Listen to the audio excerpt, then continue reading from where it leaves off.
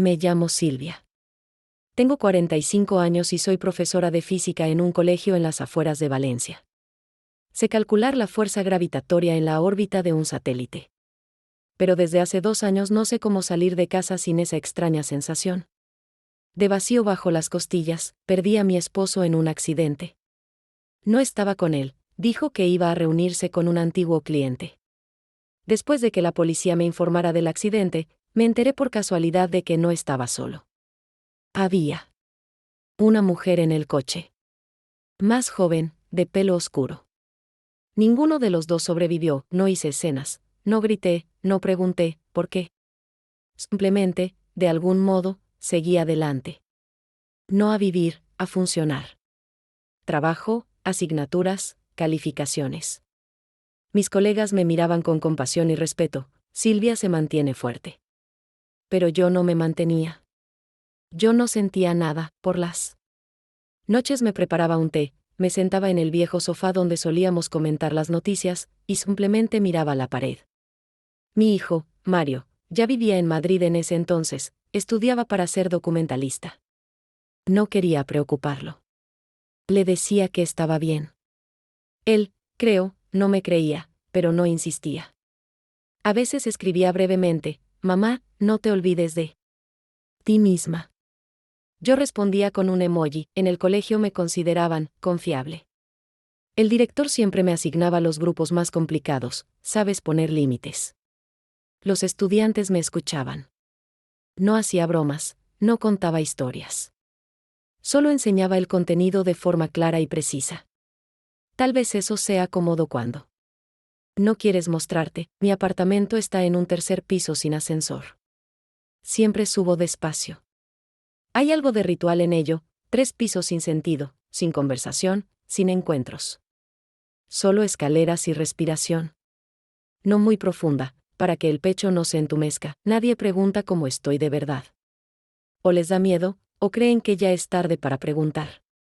Y yo hace mucho que dejé de formular la respuesta. Se ha diluido. En las pequeñas rutinas diarias, una cena recalentada, informes corregidos, pilas nuevas para el mando. Antes amaba la física por su orden. Porque se puede prever hacia dónde volará un cuerpo si se conoce la fuerza y el ángulo. Pero ahora me parece que ninguna fórmula explica por qué algo se rompe desde dentro, incluso cuando por fuera todo parece entero. A veces por la noche me despierta el silencio. No es agudo, ni inquietante. Solo muy denso. Como el vacío en el que el sonido no se transmite. Y en ese vacío, yo soy una partícula suspendida entre el presente y aquello que ya no se puede recuperar. Enseño a otros sobre la energía, pero yo no tengo ninguna. Solo inercia. Masa multiplicada por la velocidad del hábito. Nadie ve que hace tiempo que no vivo. Pero cuando me miro al espejo, veo unos ojos que ya no buscan nada. A veces eso hasta resulta cómodo. Porque la nada no duele. Una semana después, cuando la primavera en Valencia apenas se insinúa con la frescura de la mañana, llega a nuestro colegio un nuevo practicante. Lucas Ramírez, 23 años, según los documentos, estudiante de Máster de Barcelona, especializado en didáctica de las ciencias naturales. En realidad, un chico callado, con una mirada tensa y una presencia extrañamente tranquila, que de inmediato llama la atención. No se apresura, no se agita, pero siempre mira un poco más atentamente de lo necesario. No le doy importancia. Al menos, intento no dársela. Los primeros días observa las clases en silencio, a veces anota algo en su cuaderno, que parece casi nuevo. No intenta imponerse, no busca mostrar su mejor cara, solo una presencia mesurada y silenciosa. Pero no un silencio vacío, sino uno que escucha. Un silencio que no todos notan, pero que yo sí noto. Porque yo misma he vivido en uno parecido. En una de las prácticas de laboratorio, cuando estamos comprobando la dependencia de la resistencia respecto a la temperatura, muestro una muestra de grafito, y justo en el momento en que tomo la sonda, su mano roza accidentalmente la mía. El contacto es breve, insignificante, casi cotidiano, pero hay algo en él tan claro que el cuerpo reacciona antes que la conciencia. No lo miro, pero siento su mirada. Directa. No provocativa, no seductora. Simplemente una mirada que presta atención. Una tensión que no sentía desde hacía mucho. Sigo explicando a los estudiantes el algoritmo de medición, la voz estable, sin quiebres. Pero por dentro ya no hay solo silencio. Algo pequeño, casi imperceptible, empieza a moverse. Intento no darle importancia, lo atribuyo al cansancio, a un desequilibrio primaveral. Pero no. No era cansancio lo que sentí en ese roce. Ni una simple reacción humana. Fue presencia, esa que no exige, pero resuena. Después de la clase no se me acerca. Solo asiente con la cabeza a modo de despedida, como si no hubiese pasado nada. Yo tampoco me detengo. Camino por el pasillo sin mirar alrededor, pero mis pasos suenan distintos. Más secos, más pesados. Como si algo se hubiera movido, pero aún no sé qué. Esto no es el inicio de una historia, es una grieta en la rutina. Y precisamente esas grietas son peligrosas. Porque son invisibles para los demás, pero con el tiempo pueden convertirse en fisuras en la estructura que lo sostiene todo. En casa. Pongo a hervir el agua para el té, me quito el abrigo, me siento frente al portátil para revisar informes. Pero los dedos no responden, el cursor se queda congelado, los ojos se deslizan por la pantalla sin fijarse en nada. Lo noto y cierro la tapa del portátil. Solo me quedo sentada. No quiero pensar, pero tampoco puedo dejar de hacerlo. Lucas. No parece alguien que intente impresionar. En él no hay esa ansiedad juvenil por parecer más de lo que se es. Y quizás eso es lo que más asusta, porque una sinceridad así no deja espacio para los gestos defensivos habituales. O se deja entrar, o rompe toda resistencia. Por primera vez en mucho tiempo me sorprendo no solo recordando el roce. Vuelvo a él con la mente. Y eso ya no es una simple reacción. Es movimiento. Y parece que no en una sola dirección. Unos días después, tras las clases, subí a la azotea del edificio técnico. Solo quería estar sola, ni en casa, ni en el aula, ni en la calle. Allí normalmente hay silencio, está despejado y el aire es fresco, especialmente al atardecer. Sostenía en la mano un vaso de plástico con café, aún caliente, e intentaba no pensar ni en el trabajo, ni en las preguntas de mi hijo, ni en por qué últimamente me cuesta tanto conciliar el sueño. Cuando abrí la puerta, Lucas ya estaba allí. Estaba sentado en el pretil de cemento, apoyado con las manos hacia atrás, con la mirada perdida por encima de los tejados. Se giró cuando oyó mis pasos y simplemente asintió, sin levantarse. Perdón, pensaba que no habría nadie. Dijo sin ninguna tensión, no pasa nada. Este no es mi lugar, respondí, encogiéndome ligeramente de hombros. A veces aquí es más fácil que en los despachos. Más fácil respirar, añadió tras una pausa. Estoy de acuerdo, dije brevemente, volviéndome hacia el horizonte. Me quedé de pie en silencio, con el café en la mano, y pensé en irme, pero por alguna razón me quedé. No porque me interesara estar con él, sino porque no intentaba iniciar nada, no llenaba el espacio con palabras, no fingía que ya había algo especial entre nosotros. Era ese silencio raro que no pesa, y decidí darme permiso para estar en él. ¿Siempre eres tan reservada?, preguntó de repente, no con atrevimiento, sin tono de «vamos a conocernos», sino más bien con un interés ingenuo. «Con quienes conozco poco». «Sí», respondí, un poco más cortante de lo que habría querido. «Y con los estudiantes, los estudiantes no lo necesitan», sonrió, pero no en respuesta a mi frase, sino simplemente así, como a veces sonríen las personas cuando no les incomoda estar con alguien mayor que no les habla desde una posición de superioridad. Guardamos silencio. Un rato más. Tomé un sorbo de café, miré hacia el patio vacío, y de repente, justo cuando mentalmente ya había decidido irme, él se levantó, dio unos pasos hacia mí, y sin previo aviso, se inclinó un poco. Ni siquiera tuve tiempo de percibir el movimiento. Solo sentí cómo rozaba mis labios. No fue largo, ni decidido, pero sí sincero, sin advertencia y sin duda. Me aparté medio paso, no asustada ni ofendida, sino más bien sorprendida. ¿Qué ha sido eso?, pregunté, mirándolo ya no con la mirada de profesora, sino simplemente como a alguien que acaba de traspasar algo muy delicado. Perdona.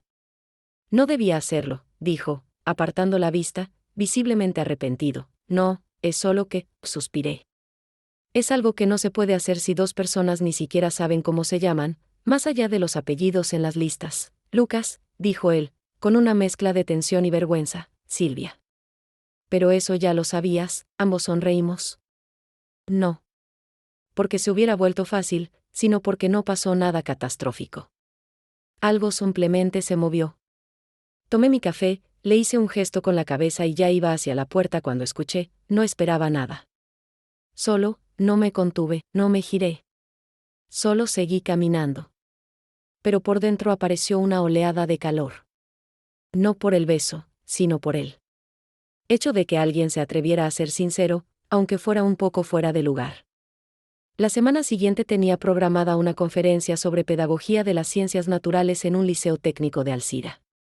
En el programa había una sección dedicada a métodos innovadores de enseñanza. Mi ponencia trataba sobre cómo visualizar conceptos complejos en física. Fue aceptada sin dificultades. Todo debía transcurrir de manera previsible.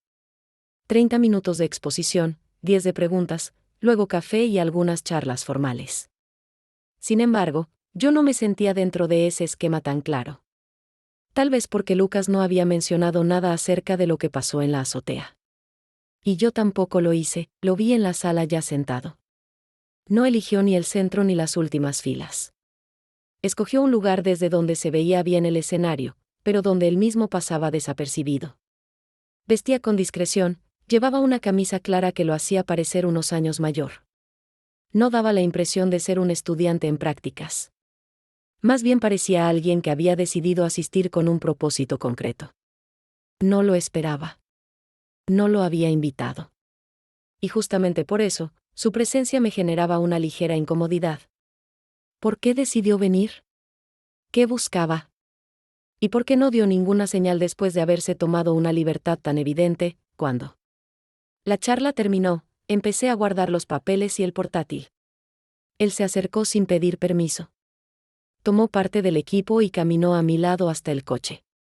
No le dije que no. No deseaba hablar con él, pero sí quería saber si rompería el silencio. Mientras caminábamos por el estacionamiento, él dijo que mi forma de leer en voz alta era diferente a como doy clase. Le pregunté si aquello era un cumplido. Él respondió que solo era una observación. Activé las llaves del coche. Las luces delanteras parpadearon. Él se detuvo cerca, todavía con el proyector en las manos. Yo coloqué el portátil en el asiento trasero. El silencio pesaba.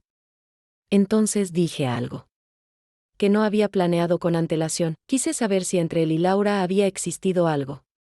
La pregunta no llevaba tensión ni celos. Solo era directa. Tal vez lo que más me interesaba no era el contenido de su respuesta, sino su reacción. Recordaba cómo Laura, la joven profesora de biología, se reía demasiado fuerte con sus bromas.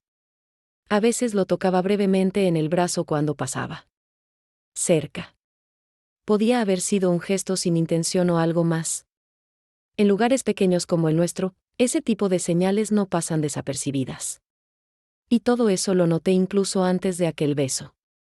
Pero después de lo que pasó, sentí la necesidad de entender si todo esto tenía algún valor real. Él me dijo que sí. Que sí había pasado algo. Pero fue breve. Y no tuvo importancia. No le dije que me alegraba. Tampoco hice más preguntas. Lo miré, esperando si diría algo más. Después de unos segundos, agregó que no sabía explicar qué pasaba conmigo, pero que sentía que no era lo mismo que antes. Le pregunté qué significaba exactamente eso que estaba ocurriendo. Me apoyé en la puerta del coche. Él dijo que no tenía una definición clara, pero que no estaba actuando sin pensar. No buscaba juegos. Sus palabras no me generaron impresión fuerte, pero tampoco molestia. Sonaban simples. Sin adornos. Sin dramatismo. Justamente en esa simplicidad percibí una forma de sinceridad. No respondí. No asentí. No lo negué. No busqué cerrar con una conclusión. Cerré el maletero y dije que debía pasar por el supermercado. Aquello no era un rechazo. Tampoco era una aceptación. Solo era una manera de terminar la escena sin necesidad de seguir. Esa noche, de regreso en casa, volví a mirarme al espejo. No llevaba maquillaje. Sostenía la mirada sin desviar los ojos. No pensaba en él directamente. Ni siquiera pensaba en mí como en alguien distinto. Solo entendí cuánto tiempo pasé escondida detrás de un papel. El de una mujer fuerte, centrada, inalcanzable. Y me sorprendía darme cuenta de lo fácil que era romper esa imagen. No hacía falta una frase profunda ni un gran gesto. Solo bastaba con que alguien no jugara. Creo que ya no quiero volver a ese tipo de seguridad fría que construí después de todo lo que pasó. Unos días después, en una jornada que resultó demasiado larga incluso para mi ritmo habitual, y tras una última clase agotadora, decidí pasar por el gimnasio para recoger unas cosas que había dejado allí.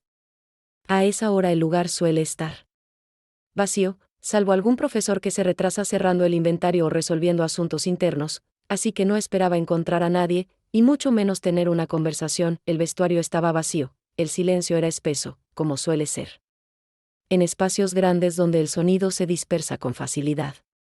Abrí mi taquilla, saqué el jersey, metí la llave en el bolsillo y ya estaba por irme cuando, a mis espaldas, escuché un paso familiar. Lucas entró sin prisa, con una expresión sin sorpresa ni incomodidad, como si siempre apareciera justo cuando debe, no por intención, sino por una especie de precisión interna. Nos quedamos solos en ese espacio cerrado, donde cada sonido reverbera. La ventilación zumbaba suavemente, y entre nosotros flotaba una tensión difícil de explicar. Sin exagerar, pero que tampoco exigía ninguna acción. No era la tensión que obliga a buscar una salida, sino la que contiene la respiración en el borde. Se paró frente a mí, sin acercarse, sin moverse, y de repente dijo una frase que no sonó ni a pregunta ni a reproche, sino más bien a observación. Tranquila, pero precisa, te sostienes como si tuvieras miedo de romperte. No respondí de inmediato, porque cualquier palabra podía romper el equilibrio, pero tras unos segundos de esa mirada sin presión, dije simplemente y sin dramatismo, ya. Me rompí. Solo estoy bien pegada. Su cara no mostró ninguna reacción inmediata, no intentó consolarme, no discutió ni restó importancia, como suelen hacer quienes no soportan la fragilidad ajena. Solo inclinó un poco la cabeza, como si quisiera escuchar mejor, y permaneció en el mismo sitio. Entre nosotros, nada, ni contacto, ni movimiento, ni promesa. Y justamente en ese nada se escondía la fuerza del momento, porque en ese instante las miradas hicieron más que lo que habrían podido hacer las manos. Noté cómo la tensión no desaparecía, sino que cambiaba, se hacía más profunda. No física ni emocional, sino nacida de esas capas donde hace mucho no llegaba nada. No sé si él lo sentía igual, pero su silencio decía que sí. No intentó llenar el espacio con palabras o gestos, y con eso me dejaba a mí la decisión, y esa decisión no era sobre una relación, ni sobre romance, sino sobre la capacidad de estar otra vez en el momento sin armadura. Cuando salí, el corazón me latía un poco más rápido, pero no por miedo ni excitación, sino porque después de tanto aislamiento, una parte interna mía volvía a dar señales. No fuerte, no decidida, pero firme. Y eso, aunque apenas perceptible, ya estaba cambiando la trayectoria de lo que venía. Unos días después, justo cuando regresaba a casa tras una jornada cargada pero mecánica, Mario, mi hijo, estaba en la puerta. No había avisado, como siempre solía hacer, convencido de que su madre encontraría un momento para él bajo cualquier circunstancia. Llevaba la mochila en un solo hombro, con una sonrisa algo contenida, como si ya intuyera algo, pero no quisiera forzarlo. No le pregunté porque había venido sin avisar, aunque sabía que no era una casualidad, ni solamente un deseo de ver a su madre. Nos abrazamos brevemente, con más cuidado que calor, porque tanto él como yo temíamos romper ese equilibrio silencioso que habíamos construido desde la pérdida. Por la noche cenamos juntos. Aunque intenté recrear esa atmósfera habitual. Simple, casi cotidiana, como antes, no logré disipar del todo la tensión interna, porque su mirada, incluso en silencio, revelaba más que cualquier pregunta. No actuaba con insistencia, no interrogaba, no jugaba al detective, pero sentía que detrás de cada frase suya había un intento de entender por qué su madre se había vuelto más suave en sus gestos, menos firme en las palabras, porque su mirada a veces se perdía en recuerdos que él no conocía. Mientras me ayudaba a recoger la mesa, de pronto vio en la pantalla de mi teléfono un mensaje de Lucas. Apareció de improviso y, como por malicia del destino, era breve pero demasiado íntimo en su tono. Vi cómo sus dedos apretaron por un segundo el borde del plato con más fuerza de la necesaria, y cómo su mirada se deslizó hacia mí con esa misma atención que alguna vez le enseñé a usar para observar a los protagonistas de sus documentales. No. Alzó la voz, no hizo insinuaciones, no lanzó juicios.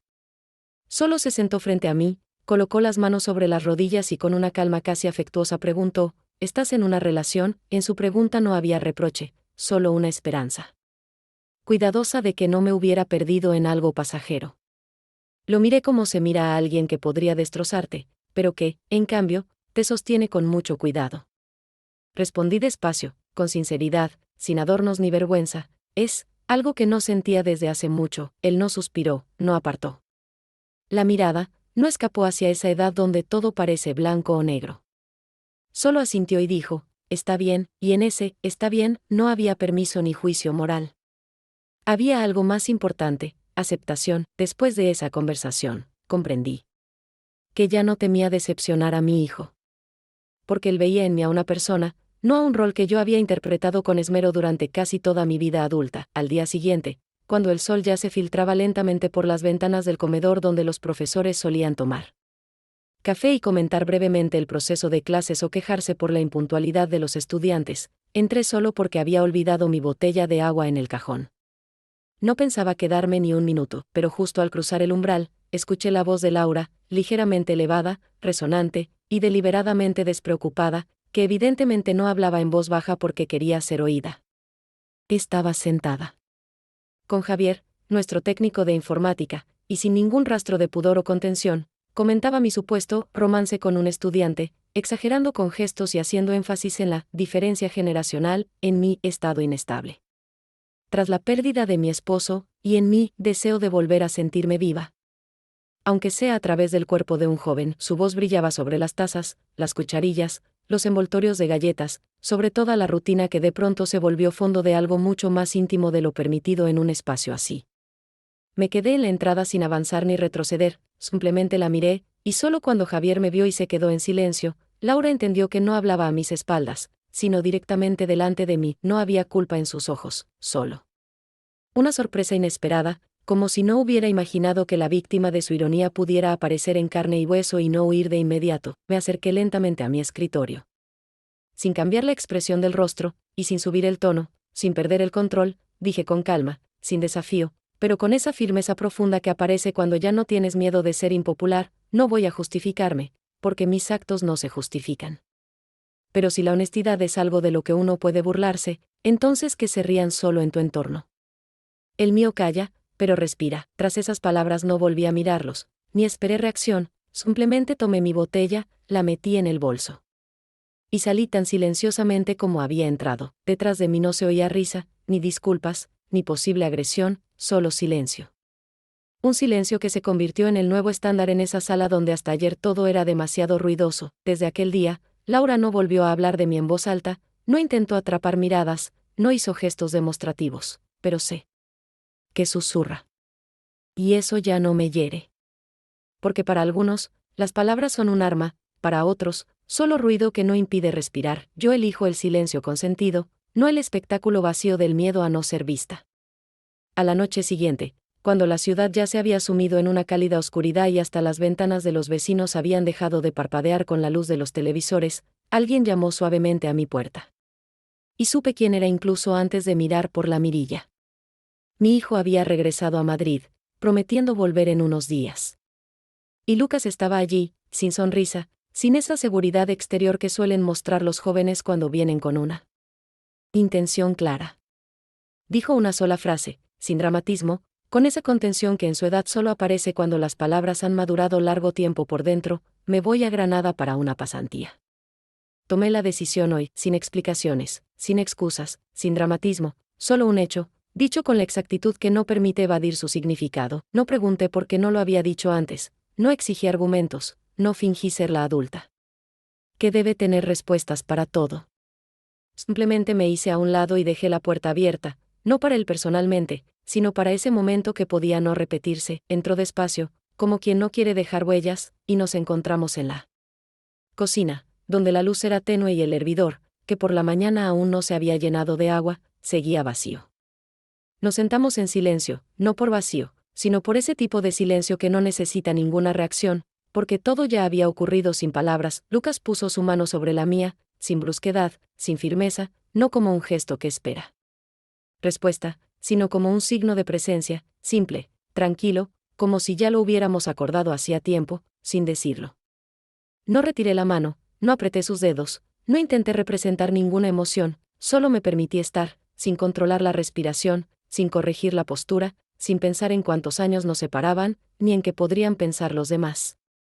Al día siguiente, en esa noche no hubo pasión, ni miedo, ni expectativa de continuidad. Solo calma.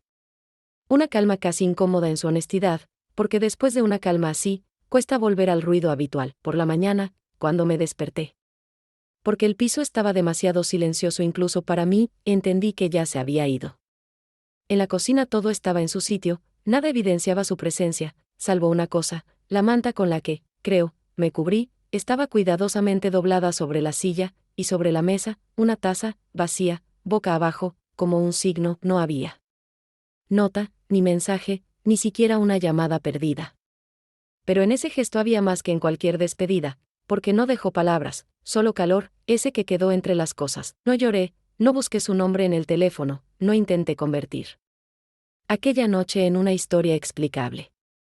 Esa noche no prometía nada, y precisamente por eso se quedó conmigo, porque a veces lo importante no es que alguien esté contigo por la mañana, sino que haya estado por la noche, de una forma en que nadie lo estuvo antes, una semana después de aquella noche, cuando la ciudad empezaba a despertar con los primeros signos del calor estival y el verano se insinuaba ya con seguridad en la rutina, Mario volvió a casa. Esta vez avisó con un mensaje breve, que sonaba familiar pero, a la vez, tenía algo diferente: llegaré al mediodía, solo quiero estar un rato en casa. No hice preguntas, no pedí explicaciones, no preparé nada especial, pero por dentro me estaba preparando para una conversación que tal vez debió haber sucedido antes, pero que solo ahora podía tener lugar con honestidad. Cuando entró en el apartamento y me abrazó en el umbral, su gesto no tuvo ni prisa ni una ternura forzada. Solo la aceptación tranquila de que yo estaba allí y de que ambos habíamos cambiado. Cada uno a su manera, pero sincronizados, nos sentamos en la cocina, sin encender nada innecesario, sin música ni televisión, y simplemente nos servimos café, como siempre, sin azúcar, porque a los dos nos gusta el sabor sin disfraz. Noté como me observaba, no con insistencia, no con juicio, sino con esa atención propia de alguien que quiere decir algo, pero espera a que el otro esté listo para escuchar. Su mirada se posaba en mi rostro, se detenía en mis gestos, como si buscara confirmación de algo que ya intuía, que yo era otra, no radicalmente distinta, sino que había dejado de ser tan predecible, había dejado de aferrarme a un rol que ya no me representaba. Puso las manos sobre la mesa, entrelazó los dedos, como siempre hace cuando necesita ordenarse por dentro, y dijo, con esa seguridad que siempre alimenté en él con mi fe incondicional: te ves distinta, en su voz. No había sorpresa ni juicio. Solo una observación sincera. Como un plano en sus documentales, que no comenta, solo muestra lo verdadero. No respondí enseguida, no porque buscara las palabras, sino porque quería sentir cómo sonaban dentro de mí antes de sacarlas. Luego, mirándolo directamente a los ojos, le dije con la misma sencillez con la que le habría servido otra taza de café: simplemente dejé de esperar permiso para ser yo. Esa frase no fue una revelación, ni un grito de independencia, ni una disculpa. Cayó sobre la mesa entre nosotros como una taza más, que ya no había que esconder ni explicar. Mario no dijo nada. Pero sonrió, con esa sonrisa suya, casi imperceptible, en la que siempre se escondió más comprensión que en largos discursos. Nos quedamos sentados unos minutos más, en silencio, sin necesidad de concluir ni desnudar nada más. El silencio ya no era pesado, no era una barrera ni una carga. Era un espacio en el que ya no interpretaba el papel de la madre correcta, fuerte y contenida. Solo era yo, ni rota ni perfecta, pero auténtica. En ese momento supe que mi vida ya no se sostenía en reglas, expectativas o miedo a ser incorrecta a los ojos de mi hijo. Me permití existir sin censor interno, y en ese permiso, que Mario me dio no con palabras sino con su silencio, encontré algo que había perdido hace mucho: la capacidad de estar junto a alguien querido no por deber, sino por una respiración compartida. El lunes siguiente, cuando en el colegio comenzaba la última sesión académica antes de las vacaciones, me tocó dar la clase final para los cursos superiores, esa que cada año esperan no tanto por el contenido, sino por la posibilidad de escuchar algo de despedida, algo que el docente diga ya no como instrucción, sino como pensamiento. Según el programa, debía hablar sobre campos gravitatorios, la estructura del espacio y la fuerza de gravedad a distintas escalas. Pero al mirar los rostros semidormidos del aula, mitad cansancio, mitad impaciencia mezclada con desinterés, comprendí que ninguna fórmula sostendría su atención si no tocaba algo que verdaderamente vivía en cada uno de ellos. Estaba de pie junto a la pizarra, con el rotulador en la mano, ese que desde hace años simbolizaba para mí control, estructura y orden, y, en ese momento, entendí que la mayor fuerza de atracción que había sentido en mi vida no era la que mantiene a los planetas en órbita, sino la que me arrastró hacia lugares, decisiones, personas. Sin lógica, sin explicación matemática, pero con tanta potencia que resistirse no solo parecía inútil, sino también falso. Entonces dejé el rotulador sobre el atril y me dirigí a los estudiantes no como profesora, no como figura de autoridad, sino como alguien que ha vivido algo y ya no teme compartir lo que no es evidente. Dije que en la vida hay fuerzas que no se pueden modelar, ni medir, ni incluir en un libro de texto, pero que dirigen nuestras decisiones con una precisión que asusta. Esas fuerzas son invisibles, como la gravedad, pero nos empujan hacia donde nunca planeamos ir, y lo único que se nos pide es no resistir solo porque no se hace, o no es racional. No hablé de mí directamente, no mencioné nombres. No describí hechos. Pero cada palabra mía era el resultado de una experiencia que, hasta el día anterior, no me habría atrevido a sacar fuera de mí. En el aula reinaba el silencio. Nadie usaba el móvil, nadie suspiraba por aburrimiento. Nadie se distraía, solo escuchaban.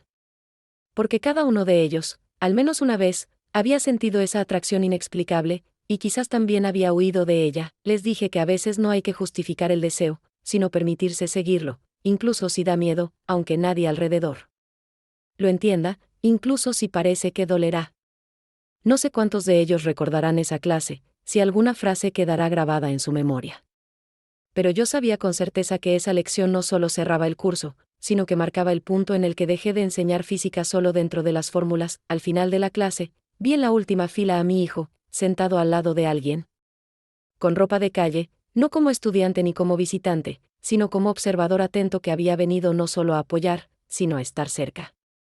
A su lado, en la esquina, parecía ver otra figura, ligeramente inclinada hacia adelante, como si no quisiera ser vista, pero había algo en su postura que me resultaba familiar, una calma, un silencio, una tensión sin movimiento. No me giré del todo, no confirmé la sospecha, no intenté saber con certeza. Solo sentí que ya no necesitaba pruebas de que lo vivido había sido verdadero.